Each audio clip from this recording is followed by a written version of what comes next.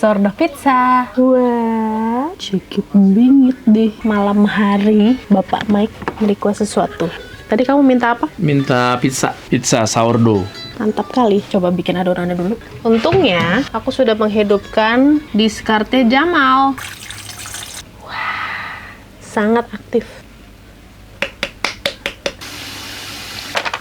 Mari kita aduk. Kalau udah kecampur kayak gini, kasih olive oil.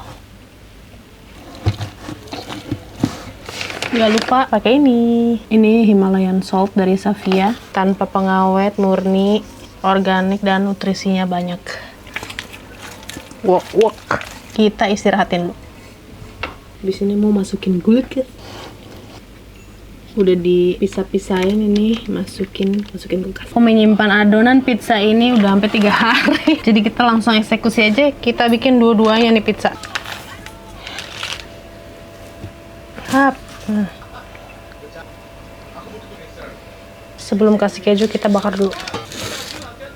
Hap. Masih panas, kita kasih keju. Masukin lagi.